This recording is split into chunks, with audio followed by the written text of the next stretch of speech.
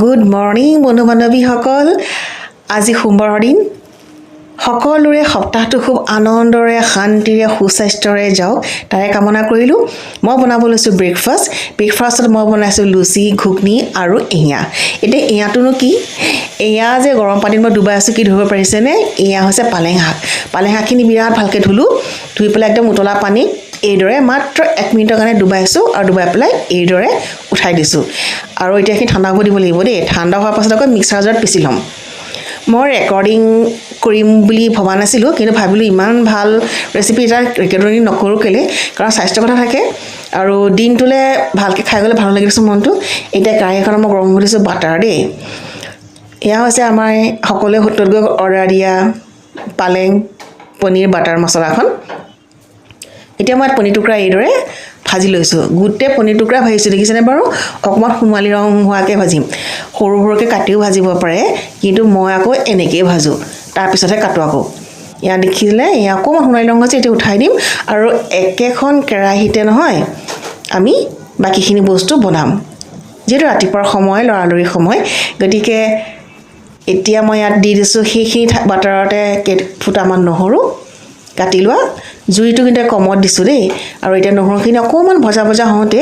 ইয়াত মই দি দিম পিঁয়াজবোৰ মই ডাঙৰ কাটিছোঁ মন কৰিছিলে নহৰুবোৰো মই মাজেৰে দুফালে কৰিছোঁ এতিয়া গেছৰ ফ্লেমটো বঢ়াই দি পেলাই এইখিনি ভাজি লৈছোঁ আৰু এতিয়া ইয়াত দি দিছোঁ মই ডাঙৰকৈ কটা বিলাহী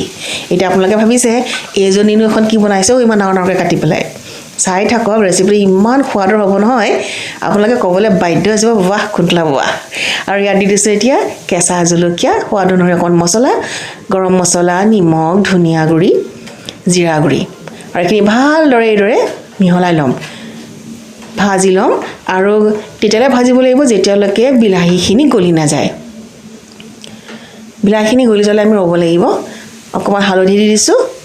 আৰু এবাৰ গোটেইখিনি মছলাৰ সৈতে পাচলিখিনি ভালদৰে মিহলাই ল'ম গেছৰ ফ্লেমটো মিডিয়াম হাই কৰি লৈছোঁ আৰু অলপ সময় ঢাকন দিও সিজাব পাৰে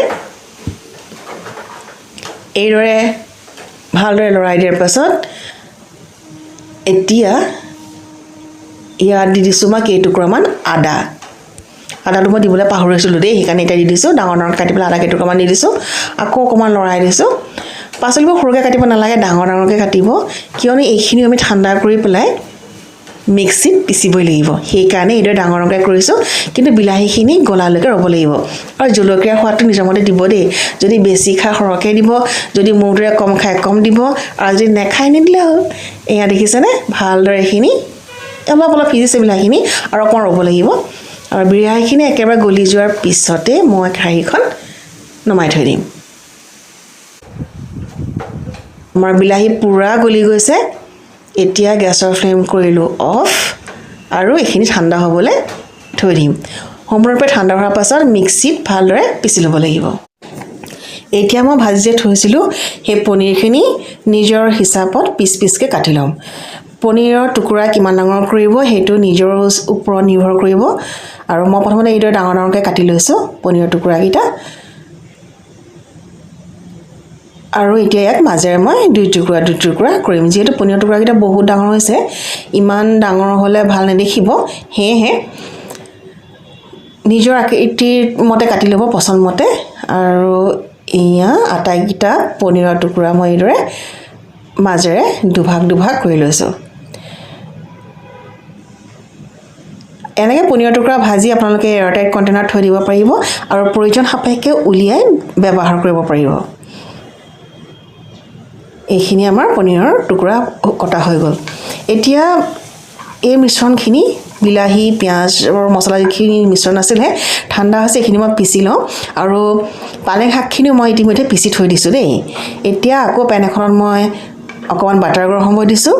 আৰু বাটাৰ গৰম হোৱাৰ লগে লগে ইয়াত মই দি দিছোঁ বহুত পিঁয়াজখিনি ডাঙৰকৈ কাটিছোঁ বৰ মিহিকৈ কটা নাই কাৰণ পালেঙৰ এইখন কাৰীত পালেং পনীৰৰ এই কাৰীখনত পিঁয়াজখিনি ডাঙৰকৈ দিলেও সোৱাদ লাগে পনীৰৰ টুকুৰাটো জোখা হ'লে মানে দেখাটো ভাল দেখি গতিকে পনীৰৰ টুকুৰাটো যিমান সিমানেই কৰিছোঁ আৰু পিঁয়াজখিনি দিয়াৰ পাছত অকণমান নহৰু দি পেলাই ভাজি দিছোঁ আৰু এতিয়া দি দিছোঁ পিচি লোৱা বিলাহী পিঁয়াজৰ পেষ্টটো আৰু মিক্সাৰ জাৰত যিখিনি লাগি আছিল সেইখিনিও পানীলে আওখাৰি পৰা দি দিছোঁ এয়া হৈছে গৰম মছলা আৰু দালচিনি পাউডাৰ দিব কাৰণ দালচিনি পাউডাৰ দিলে হজম কৰাত সহায় কৰে হেহে ইয়া দালচিনি পাউডাৰ মিহলাইছো গেছৰ ফ্লেমটো মিডিয়াম লো কৰি ৰাখিছো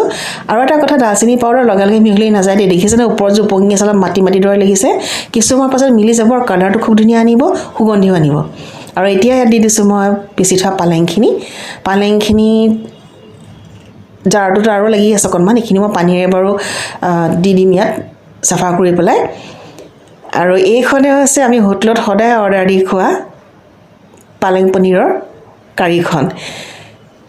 খাবলৈ ইমানেই সোৱাদ নহয়নে বাৰু আৰু এতিয়াতো পালেং বজাৰত ভৰ্তি হৈ গৈছে গতিকে বনাই চাবচোন আৰু কেনেকৈ মোক জনাব মই জানো আপোনালোকে বনাই কিন্তু মই কোৱা দৰে বনাই চাবচোন আৰু তাৰপিছত মোক জনাব আপোনালোকে বনাই ভাল পাইছেনে নাই এতিয়া মই জাৰটো পানীৰ অকণমান আওখালি লৈছোঁ দেই আৰু সেই পানীখিনি মই এতিয়া ইয়াত বাকি দিওঁ আৰু ভালদৰে এইদৰে চামুচেৰে গোটেইখিনি মিশ্ৰণ মিহলাই দিম ফ্লেমটো মই মিডিয়াম লোত ৰাখিছোঁ আৰু অকণমান উতল এটা হোৱাৰ পাছতে ইয়াত দি দিম সোৱাদ অনুসৰি নিমখ যিহেতু প্ৰথমতে আমি নিমখ দিছোঁ পালেং সিজোৱাত দিয়া নাছিলোঁ কিন্তু হেৰিত দিছিলোঁ বিলাহী আৰু পিঁয়াজত গতিকে পিছত দিলে সাৱধান হ'ব আৰু দি দিলোঁ বহুত বাটাৰ যিহেতু এইখন বাটাৰ পনীৰ মছলাই হয় গতিকে বাটাৰটো দিবই লাগিব ভাই আৰু ইয়াত দি দিছোঁ এতিয়া ভাজি থোৱা পনীৰৰ টুকুৰাকেইটা প্ৰয়োজন সাপেক্ষে পনীৰ যিমান লাগে সিমানখিনি দিব মই ইয়াত 4 জনৰ জোখাৰে বনাইছোঁ গতিকে পনীৰৰ সংখ্যাটো মই সেইটো হিচাপতে দিছোঁ কিমান ধুনীয়া আছে ৰংটো দেখিছেনে এই যে সিজাই লোৱাৰ কাৰণে সেই ৰংটো ধুনীয়াকৈ আহিলে আৰু এতিয়া বাটাৰ দিয়া কাৰণটো হ'ল ওপৰত এটা চিকচিকনি আনিবৰ কাৰণে বাটাৰটো দিছোঁ বাটাৰ পনীৰ মছলাটো চিকচিকনি থাকে মন কৰিছেনে বাৰু আৰু এয়া হৈছে আমুল ফ্ৰেছ ক্ৰীম মই অকণমান দিলোঁ ইয়াত গেছৰ ফ্লেমটো কিন্তু এতিয়া মই বন্ধ কৰি দিছোঁ বন্ধ কৰি দি পেলাই ক্ৰীমখিনি মিহলাইছোঁ আৰু ক্ৰীমখিনি ভালকৈ মিহলোৱাৰ পাছত এতিয়া মই আকৌ গেছৰ ফ্লেমটো অন কৰিছোঁ একেবাৰে কম জুইত মই উতলিবলৈ দিম আৰু এয়া আমাৰ পালেং বাটাৰ পনীৰ মছলা তৈয়াৰ এয়া হৈছে আজি মোৰ ব্ৰেকফাষ্ট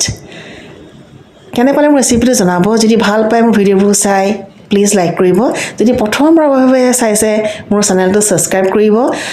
পাকঘৰৰ কুন্তলা চাবলৈ নাপাহৰিব আকৌ লগ পাম অতি সোনকালে